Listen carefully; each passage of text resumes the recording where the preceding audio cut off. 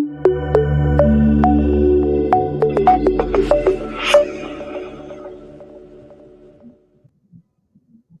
there, and welcome everyone to today's Nesta Talks To. This is our series of events designed to be a conversation with today's most interesting thinkers, focused on the big topics that define our future. Today, I'm really excited to be welcoming Mary Jackson to discuss outdoor learning and how to design and create spaces that promote children's development and well-being. But before we launch into the conversation, there's a few things just to update you on. Firstly, please do join the conversation in the comments box on the right-hand side of the screen and submit any questions throughout the event. Also, for those who need, closed captions can be accessed via the LinkedIn live stream. Also, a chance to introduce myself. So, hello, I'm Niall Shannon, and I lead on our Fair Start mission in Scotland. For those of you new to Nesta, we're the UK's innovation agency for social good. Last year, we launched a new strategy to 2030, pursuing 3 innovation missions, addressing 3 of society's biggest challenges. These are the Healthy Life mission, focusing on tackling obesity and loneliness, the Sustainable Future mission, focusing on reducing household carbon emissions and increasing green jobs, and the Fairer Start mission, which aims to narrow the outcome gap between children growing up in disadvantage and their more affluent peers. And now it gives me great pleasure to introduce Mary Jackson. Mary is Head of Education and Communities at Learning Through Landscapes, the UK's leading outdoor learning and play charity. She's also co-founder of the International School Grounds Alliance, a global network working to enrich children's learning by improving the way school grounds are designed and used. Further to that, Mary is a Churchill Fellow, having visited South Africa, Australia and New Zealand to understand how they linked school ground design with heritage and culture, which is definitely something I'll come back to in the discussion later. So welcome, Mary. Thank you very much, Niall. That's How brilliant. are you? I'm good, thank you. I think we're all ready to go. Yeah. Anything else before we start? Otherwise, just share the slides, please. Hopefully. Lovely. Fantastic. So hello and welcome to you all. Thank you for joining us. Really excited to share this presentation with you today. So yes, Niall's already introduced me, so I don't have to say much about that. I will tell you a little bit about Learning Through Landscapes. We're the UK School Grounds charity. We were set up in 1990 by the Department for Education after they did some research. There was some research finding out what school grounds were like around the country. And there were often a lot of very barren grey and green deserts. And they weren't really being used for teaching and learning, although some schools, even then, were doing some great things. So we've been doing this for over 30 years now. And we always say that children and young people are at the heart of what we do. So we're about children and education first. We just happen to do things outside. So things that we do, we train school staff, that's teachers and non-teaching staff and early years practitioners. We also work with designers to help them to think about how they can design better school grounds and other specialists who work in the area. We run a range of projects with partners across the country, sometimes local, sometimes national, and also international. And we support and work with researchers to help them to understand how outdoor learning and play benefits children as well. We produce a range of resources and guidance for schools and worked with some of the national governments to help produce policy documents as well. So I want to start by you thinking about what your own school grounds were like.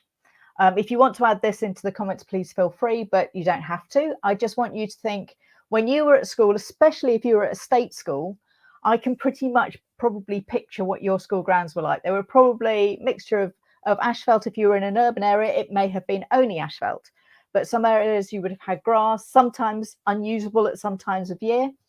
And I just wonder, what were your favourite spaces? Were they the grass areas you could run around in? You might have had trees, usually around the border of the site, if anywhere. Were there special places you went to, or were there places that you avoided because you knew it was either going to be cold or wet, or that's maybe where the bullies were, or things like that? So it's just kind of reminding yourself what your school grounds were like and how important they were when you were at school.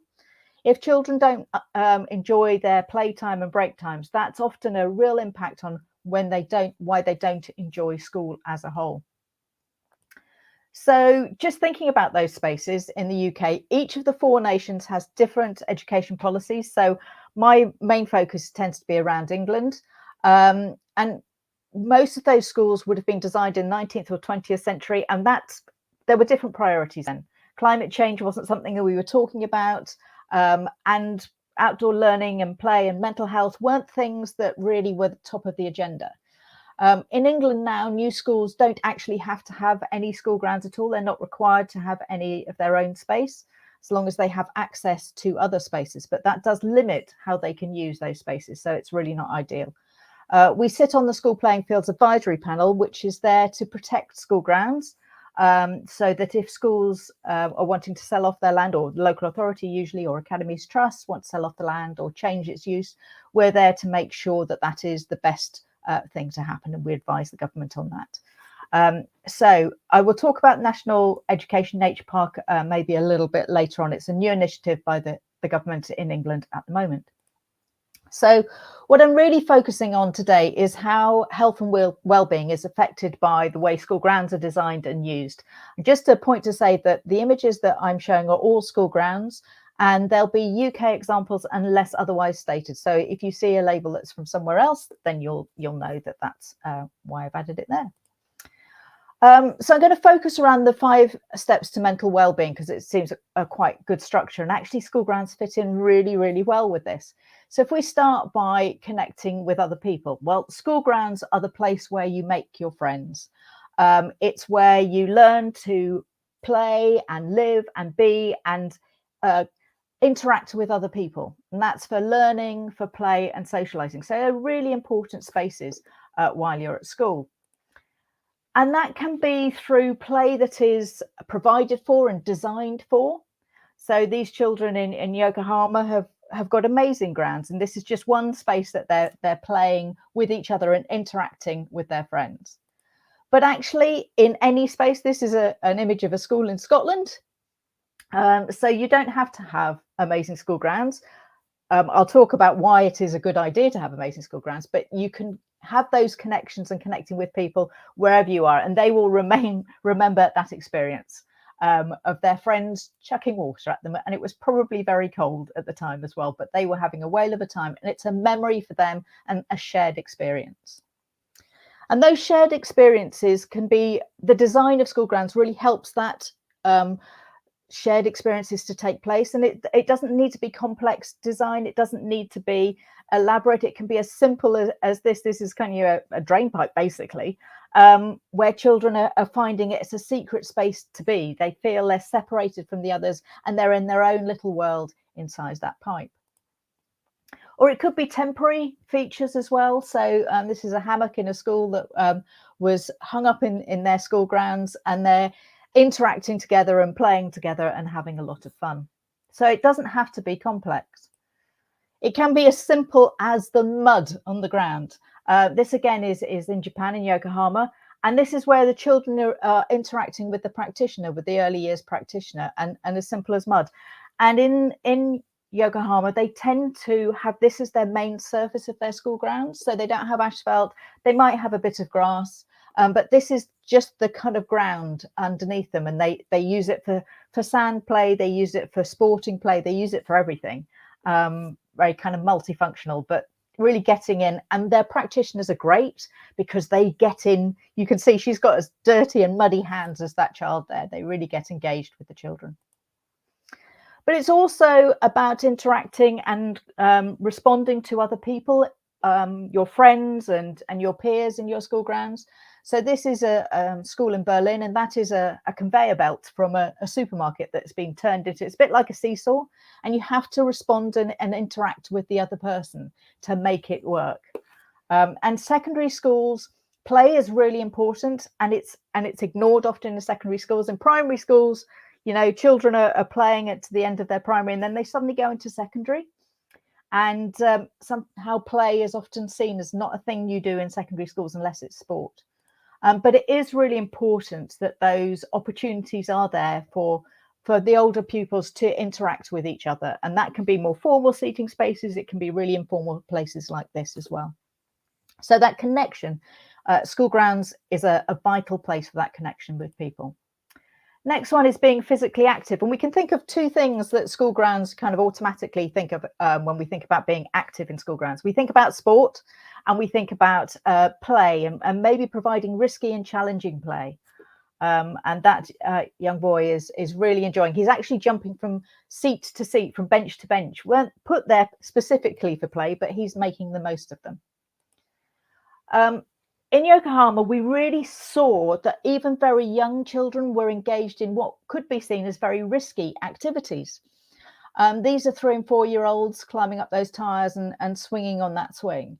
And that's because they were introduced to these at a very young age. They watch each other. You wouldn't put this into a school grounds and suddenly say to a child who'd never done anything like it before, right, climb up, it's absolutely safe. You build up to that. But it's really important that we give children the opportunity to take risks, to be challenged, to find out where their boundaries are, to learn what is safe and what isn't safe. And if they don't have those thrills and excitements in a managed and safe environment, they will go and find that danger elsewhere. And there's a very different thing between risk and danger. So even with the smallest of children, they can really get engaged with getting active by building things and climbing things. So this young child has just found a plank of wood and has leant it up against a log, and then he'll go up climbing it. Fantastic, using his imagination, using his creativity, learning some science on the way, and taking a few risks, but understanding where his limits are. And that can be with older children too. Loose parts are often a great way of encouraging really creative, interactive play. You'll see here we've got boys and girls playing together. We've got children of different ages playing together. And these resources can be quickly renewed. They're inexpensive, easy to replace. And just it's the old cardboard box syndrome, isn't it? It's where you can find many more opportunities for play in the cardboard box than maybe the toy that comes out of it. And loose parts provides those opportunities. But you can create more robust features, more permanent features within the school. And again, this is in Berlin, where they create amazing, wonderful play spaces. They discovered about 30 years ago that their children were having problems with behavior because all they had was asphalt deserts. And it's taken them 30 years, and they have now created some amazing nature-rich play spaces. And you'll see that the nature is encroaching in there. It's not being kind of cut away and managed away. It's part of the space. But that play space is also a wonderful place. You could imagine having a class sitting out there on that, or a group of kids sitting on that space and talking with each other. So it's a multifunctional kind of facility resource.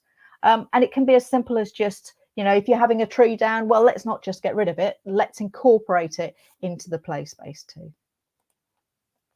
So the next one is about taking notice. And I think this is really important. It's that opportunity to slow down, making you relax. And the transition spaces between the school building and the school grounds is an important place for this. This child in this image is just sitting at the edge of the playground, watching what's going on and deciding what he might do next, how he might join in.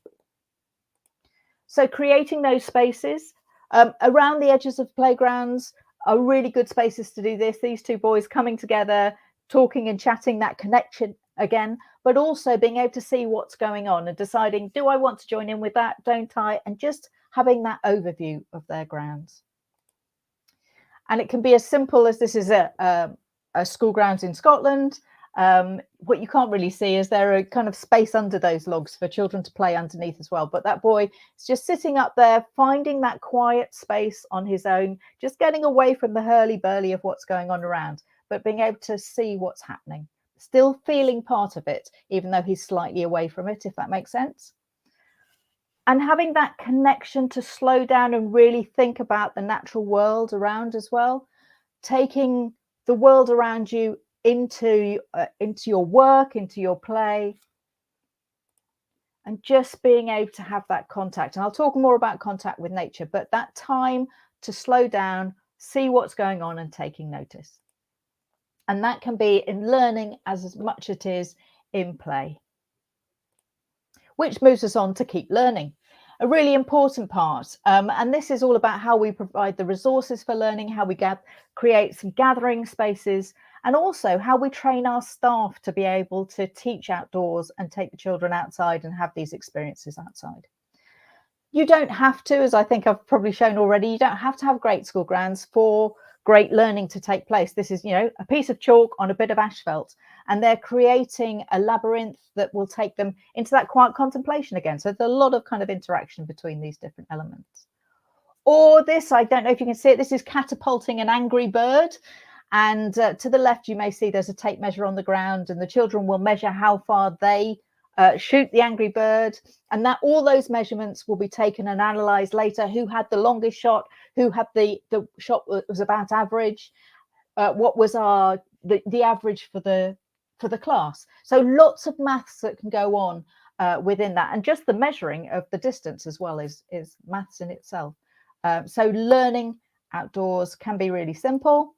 It can be as simple as finding the volume and checking the volume of a container, measuring it out and kind of doing the calculation. Right, what's the volume of this container going to be? And then actually filling it with water and realizing your calculations actually work.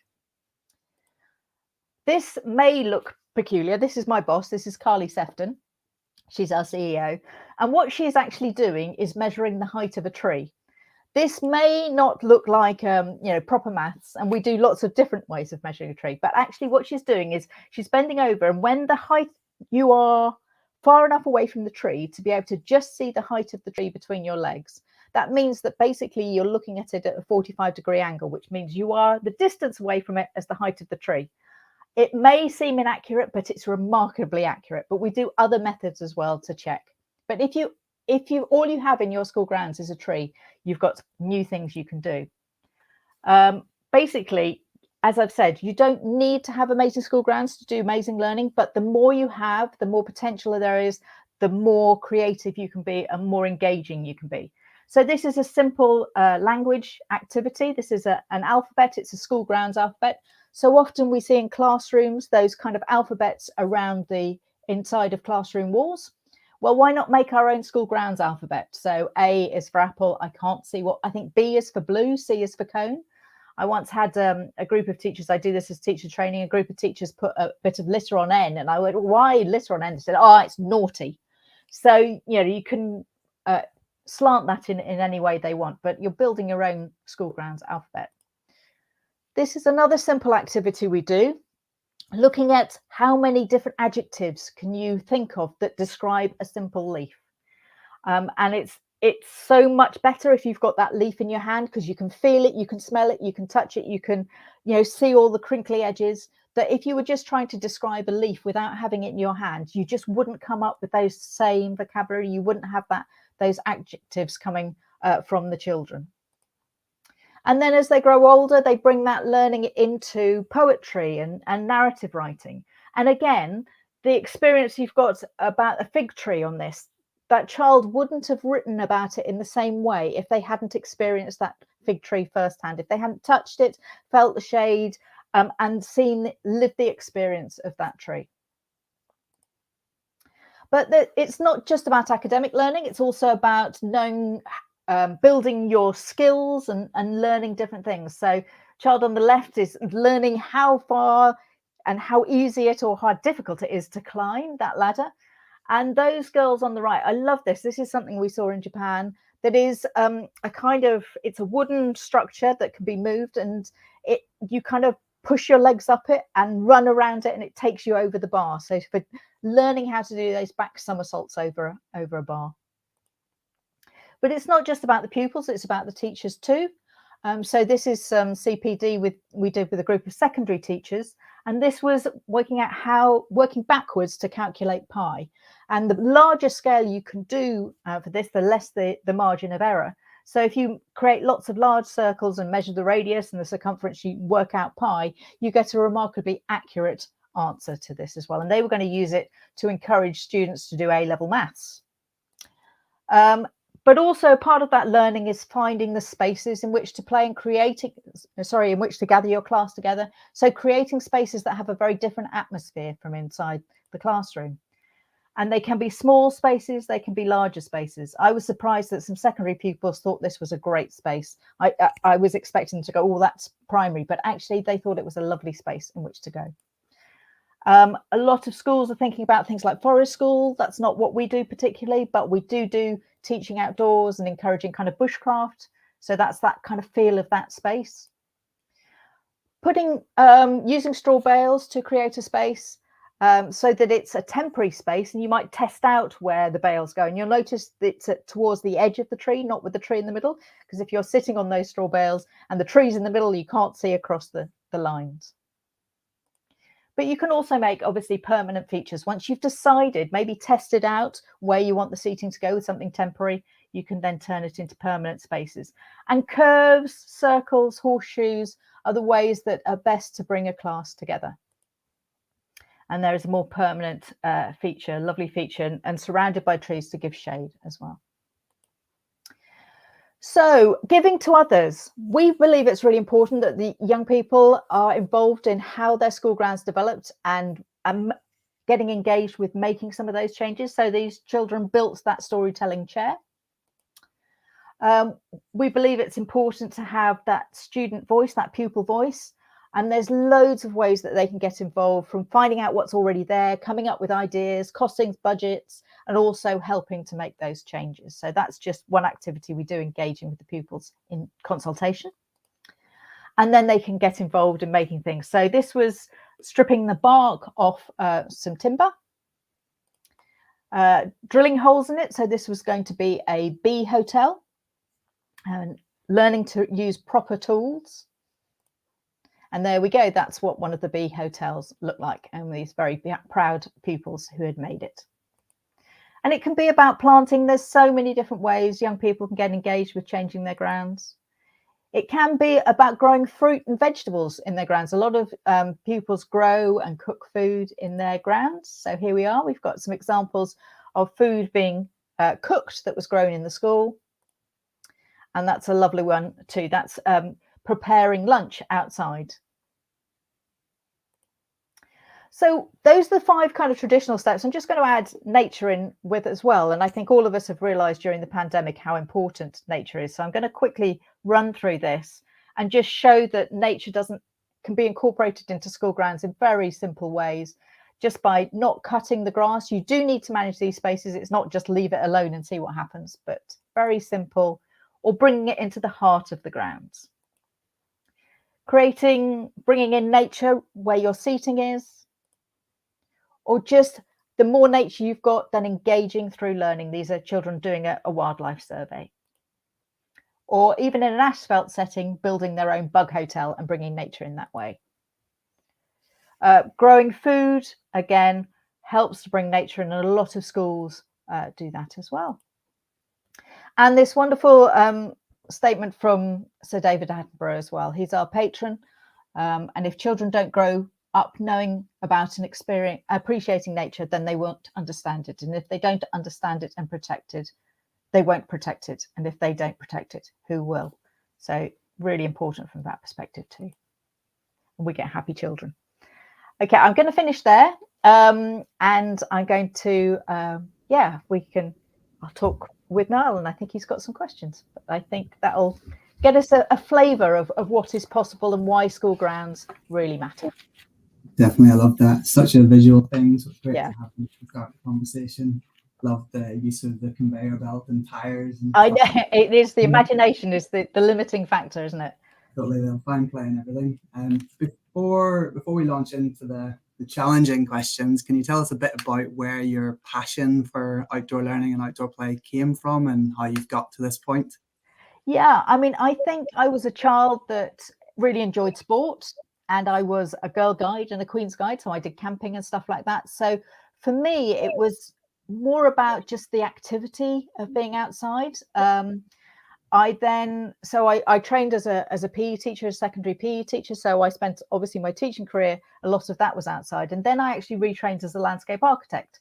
And that brought kind of the nature and the landscape and the natural environment on board as well. So kind of combining those two together, it's kind of seems a natural progression that this is where I've ended up. But yeah, for me, definitely the start was, as a child, we built dens, we had woods over the road from where I lived. And it was that kind of activity, but also just loving nature because we were engaged in it, rather than at that point really wanting to know so much more about it, I guess. So it was an inevitable coming together of your personal and professional interests. Sounds great. So the first thing I wanted to ask you about was the kind of the design of these spaces, and really how do you capture the needs and reflect local context, and kind of what are the fundamental requirements for designing one of these spaces? Well, I think the first thing is that the design process needs to be child-centered. These are spaces for children, even more than the buildings. In a sense, they're the spaces that children kind of consider to be their own. They kind of have the ownership of those outdoor spaces. So that's the kind of first key thing, that we need to take the ideas and attitudes of children into account and understanding their needs. And when we talk to schools, we say to them, don't ask what you want to have in your school grounds. Ask what you want your children to be able to do. What experiences do you want your children to have? So that is really, really important. And part of that is about creating a nature-rich environment. That brings so much potential to learning, to play, to mental health, all those kind of aspects that nature can bring. It needs to be the more variety that you can bring within the grounds, the better, and the more flexibility that gives you flexibility for teaching and for learning as well. We need to think about kind of inclusivity and accessibility as well, and that doesn't mean making everything kind of flat and uninteresting. It needs to be challenging for everybody, but also thinking about those children that are going to use their site. So, you know, there's so much that you can incorporate into really good school grounds. You know, I spoke there about the importance of risk and challenge. That is really important, but it's having the staff that can manage that and understand it as well. So we kind of have this two-pronged approach, really, which kind of reflects my own background, but it's about the spaces and it's about the use of those spaces. And it needs to be that two-sided approach, really, to have the best, because we've seen bad school grounds being used amazingly for teaching and learning and play. And we've also seen great school grounds not used well at all. And so it's the kind of combination of those two that really makes it work. That's great. And so thinking more about kind of creating and then using these spaces, what do you find are the kind of the barriers to both? Like, I would guess it's probably never the children. So, you know, what are the barriers you come across to these? No, it's never the children. They always want to be out there and want to engage. I mean, you will have some children that don't. I mean, you know, obviously nothing is right for everybody. The main barriers, although even though I've said you can do a lot with that is very low cost or no cost, that is one of the key barriers.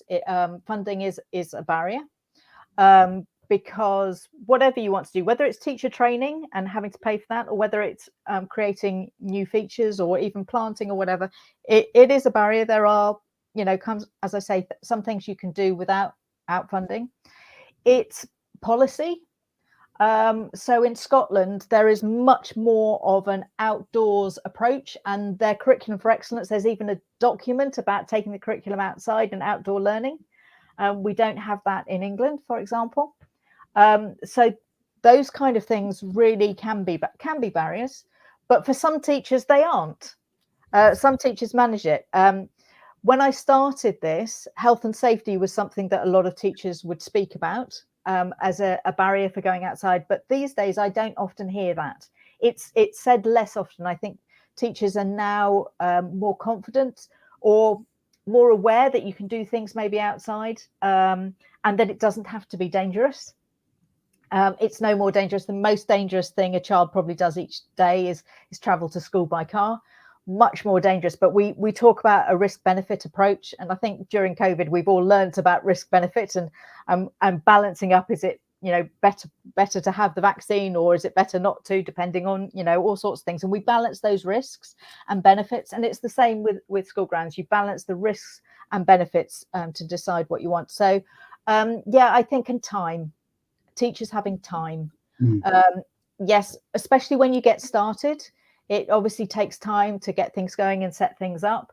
But once you've got into the flow of it, like anything that you're going to do, any approach, any strategy, any teaching strategy you use, takes time to get it going. But once you've got it going, then it becomes natural and it becomes just integrated into your everyday practice. That's great. It's really interesting. So I guess the dream for these sorts of spaces is that they're included in design of new schools, but I know we talked the other day about the kind of the placemaking budget being the first to get cut when things get right. Always. So I'd be really interested, how do you kind of communicate and reinforce the value of these spaces to designers or to funders or to people that actually make the decision about whether to create them or not? It is, and as you say, it's when you have a budget for a school, the first thing to go will be the school grounds. It's kind of, that's the bit that gets reduced and reduced and reduced. And one of my colleagues, ex-colleagues, talks about having asking for, within the kind of a whole design budget of a new school, can I have the cost of one classroom, please?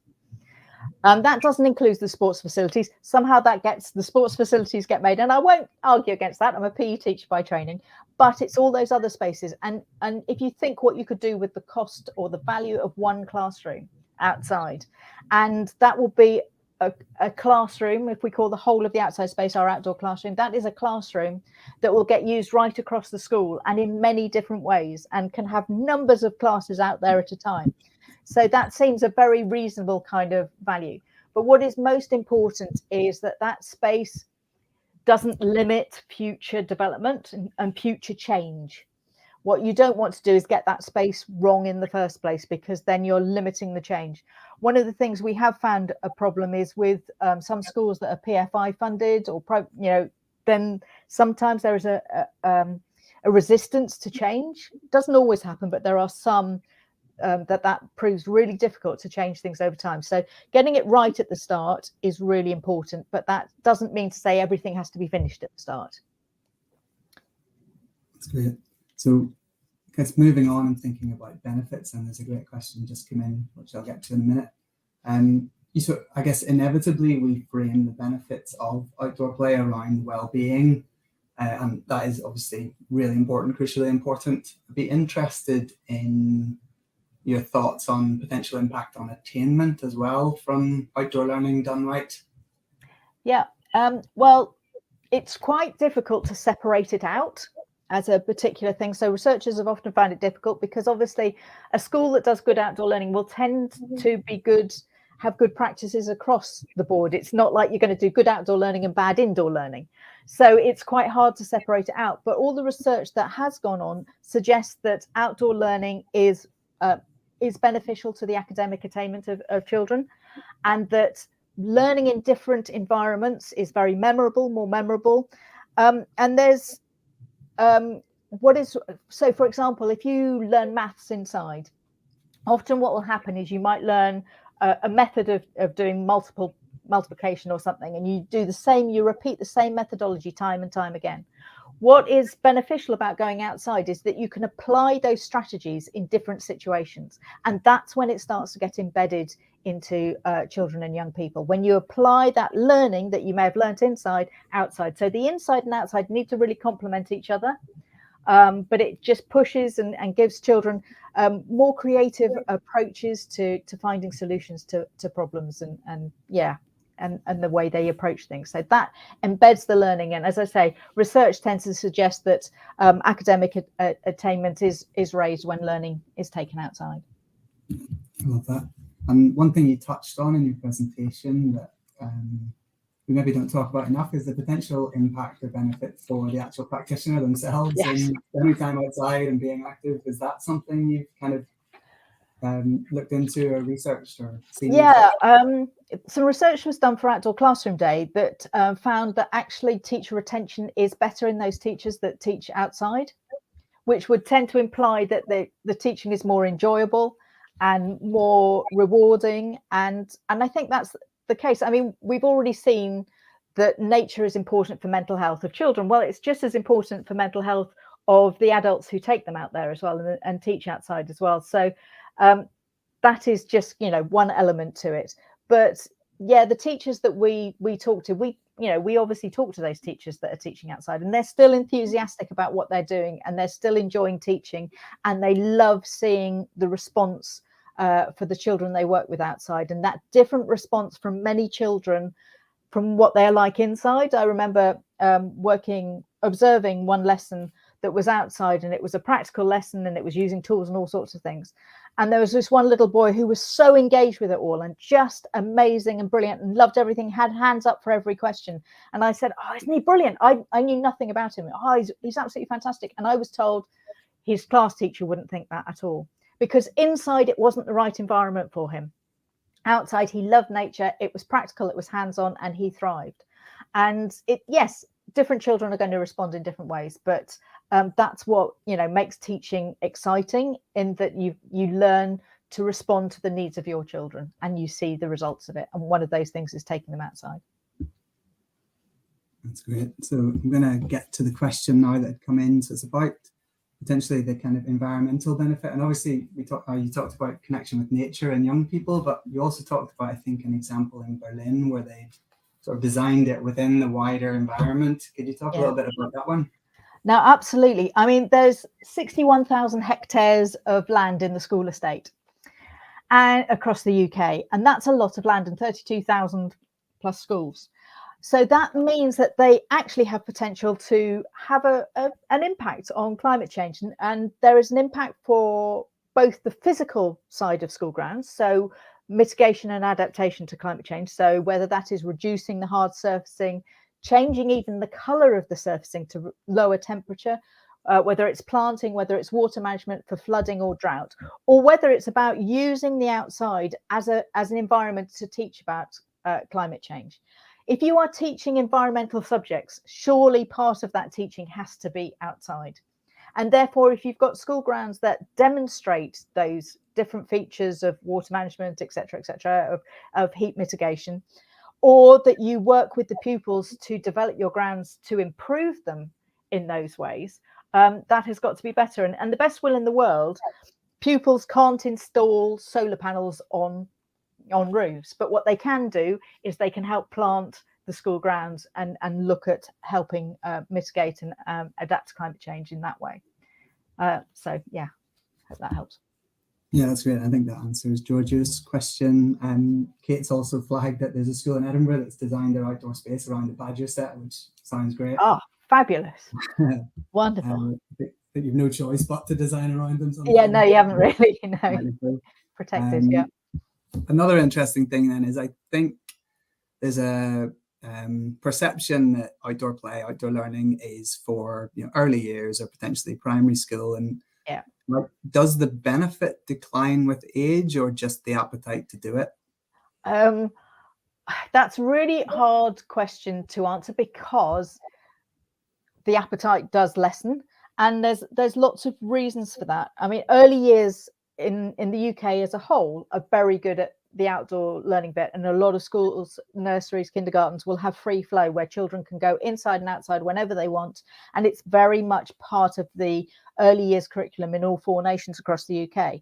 Primary schools, you get a little bit more, and the government is in the middle of writing a sustainability and climate change strategy that is part of that is to get children and young people more engaged with the natural world.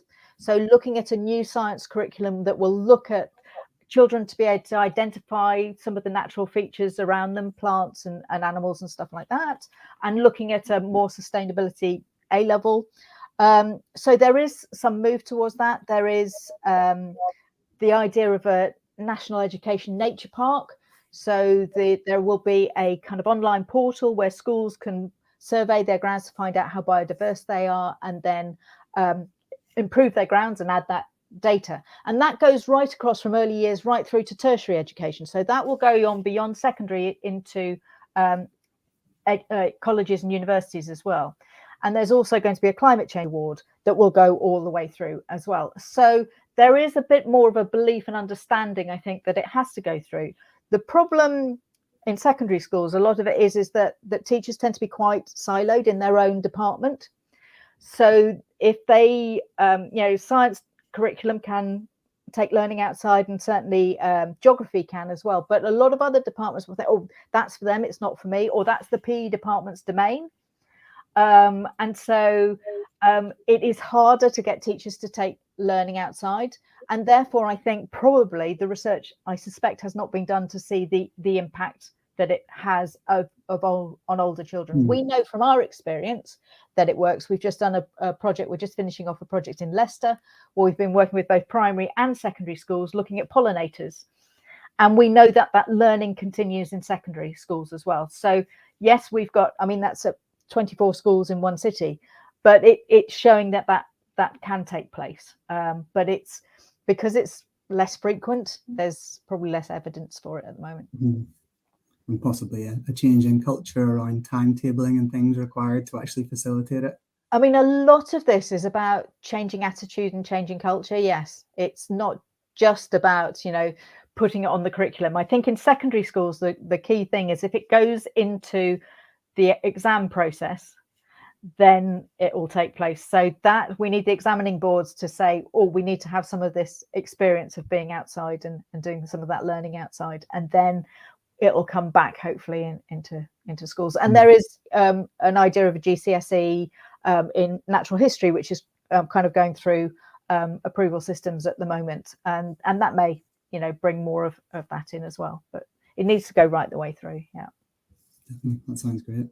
Steph's asked, so a child who has potentially a really good outdoor learning kind of early experience or forest schools, that sort of thing, in terms of transitioning to a more formal learning environment, is that something that some children find challenging? I don't know the answer, to be honest. I think some will. I think they can't not. Some will, some won't. I mean, it tends to be gradual because primary schools do often, do more outdoor learning, and then it gets less and less as children grow up. But it's not just about learning as well. It's about play as well. We've just been starting some secondary research. We've just done a pilot looking at that transition from primary to secondary and how play is affected. And we've been working with Play Scotland on that. And that playing, as I mentioned, that playing at primary school and then not playing in secondary is really important, and that socializing is incredibly important. And I think it's even more important now, kind of with COVID and post-COVID.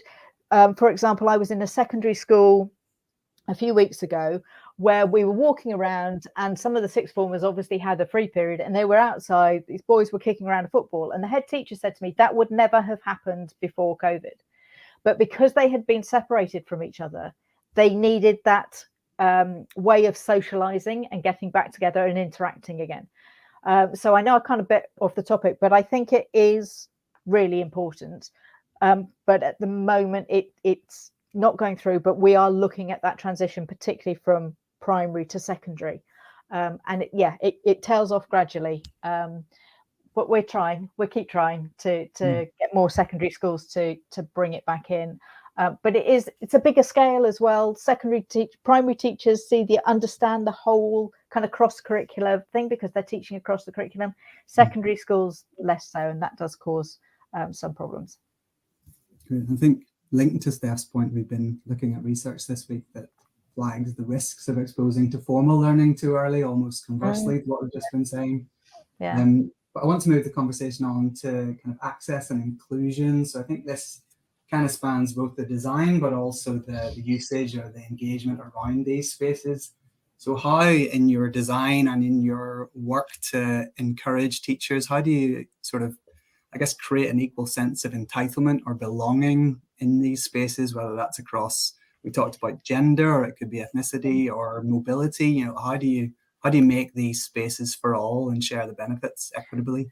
Yeah, I'm just writing a note so I don't forget. Long question. It was a long question, so that's right. Well, there's a huge range of things about inclusion in there. And I mean, special schools, I think generally are often better at this. So in some senses, special schools understand these issues already, and so are better at dealing with them. And they are more flexible in how they can approach the curriculum and those kind of things. And so often we do see some great things happening in special schools. Although I do also hear things about priority of space not always being given to children with additional needs. Sometimes it's felt that they don't need the same space as other mainstream children, and that just seems to me to be wrong. I think it is really important. And I think every teacher, as far as kind of delivering curriculum outside, every teacher understands differentiation. and it's just looking at that in a different way outside. It's the same issues, it's the same things that you need to think about, and just looking at how you can engage pupils in different aspects of that learning and different approaches, and having those different approaches has got to be of benefit. You talked about kind of ethnicity and gender, and I'll talk about ethnicity first. Many children from diverse backgrounds are often also at a disadvantage for all sorts of reasons, and we've been working on a project called My School, My Planet. We did a pilot in the middle of the pandemic in September, October 2020. So that was a challenge, 49 schools, 1,000 kids across the UK. And that was really looking at how do we engage disadvantaged children and those from different diverse groups. And we had a very diverse group of children engaged in the project. And one of the things we were trying to do was to link that outdoor natural environments to their heritage. And part of that might have been talking about where foods might come from, where they grow and what they do, what traditional recipes they cook at home, making links to the community in that way. It might have been looking at where birds were migrating from and realizing that they were migrating to and from some of the countries that were the heritage of those young people. But it's an interesting thing. We just had an International School Grounds Alliance conference 2 weeks ago. And in South America, they're particularly looking at linking back to the indigenous heritage of the populations, where it's been imposed as a kind of European culture for so many years. And they're looking back and going, right, we need to bring our own culture back into this. And so they're looking at design features and colors and all sorts of things and shape, everything that links in. So I think that is another important thing. And then you're also talking about gender. And if you think of school grounds, we had, again at the conference, we had a researcher, a landscape architect, professor in the States who's based in Denver. And she has been looking at how school grounds creates power structures, and that the traditional school grounds of kind of large areas of asphalt, flat areas of asphalt and grass tends to be dominated by sport and tends to be dominated by boys. And that actually, if you create this more nature rich and engaging environment, much more kind of multifunctional, interesting and varied environment, then that gender balance gets better, gets balanced better. And the girls will tend to be more active and the boys won't be any less active. So it's, so again, it's creating nature-based, really interesting, engaging and multifaceted environments that provide a range of opportunities for a range of young people. So I suppose that's the message overall. It's looking at the individual needs of the children that you have at your school, and how do we create environments, how do we create learning that supports their needs in lots of different ways. And the more different ways you can do that, then the more children you're likely to be able to support better. I love that. That's a great answer. And yeah, I guess it's sort of changing your perception of outdoor learning to being something physical to actually it could just be communicating in an outdoor space or collaborating. And communication in an outdoor space can be really difficult with children and adults with a hearing impairment.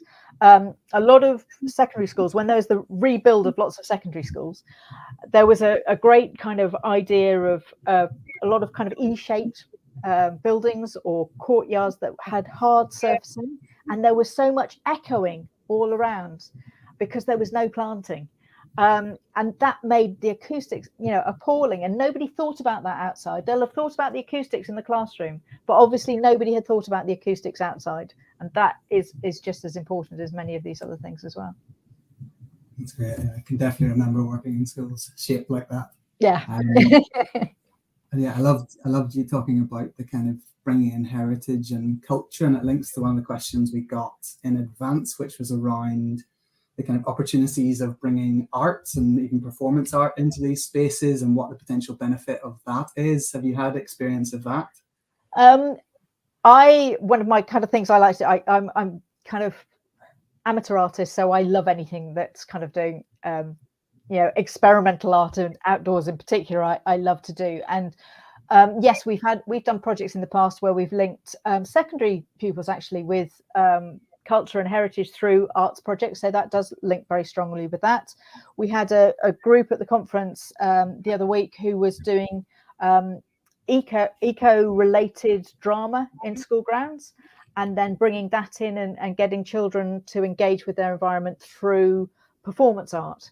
So yes, very much something that we like to do. We've got a number of kind of online training modules, and one of those is for secondary art outdoors in your school grounds. So we've been thinking a lot about how lots of different ways of really using the natural environment as a setting, and as an inspiration for art in loads of different ways. So absolutely potential for that. And I think reflecting pupils' own heritage. Interestingly, in Berlin, there is a heritage of graffiti because of the Berlin Wall, and that used to have loads of graffiti on it. So you'll see in lots of school grounds there are huge areas of graffiti around that we go, oh my goodness, but it's part of their culture. So I think that's a really interesting thing in itself. That's brilliant. Yeah, I'd love to see graffiti in British school grounds. Yeah, no, absolutely. I promised I would ask you about your. Well, I didn't promise. I said I would ask you about your Churchill fellowship experience, which just sounded amazing, and again was about kind of celebrating local heritage and culture. So just I guess just tell us about what that experience brought to your kind of knowledge of this area. So this was a long time ago. It was 2003, so best part of 20 years ago. But I was really fortunate. I got a Churchill fellowship to travel to South Africa, Australia, and New Zealand. And then I cheekily carried on around the world and went to San Francisco and Boston and Bermuda, partly because I have relatives there. But there also used to be Learning Through Landscapes Bermuda, but that's another story. But what I was doing, I was particularly trying to look at how school grounds in those various nations were used to connect with Indigenous culture in particular, and how that came through. And I saw in South Africa, there has been a culture that anything out of Africa, and this, as I say, is 20 years ago, anything out of Africa was much better than anything from Africa. That European kind of was better. And they were starting with this local is lekker, which I believe means something like local is good. And so they were starting to reflect that much more in growing. I mean, they've got fantastic plants in South Africa, much better than we've got in Europe. So they were starting to bring that in. They were starting to look at how they could introduce that culture. And in Australia and New Zealand, I saw amazing murals that were Aboriginal and Maori murals and artworks coming in. I was seeing bush tucker trails rather than the bush tucker trial, which was looking at an Indigenous planting and how that was used. I was in South Africa. They have muti gardens, which are all about kind of medicinal gardens and the kind of plants that you might grow in there. So there was a lot of kind of linking there and thinking about those links to Indigenous populations. And I think that is becoming more and more important and more recognized around the world now as well. So yeah, it was fascinating to see how that was carried out in different countries. And I recommend to anybody to do a Churchill fellowship.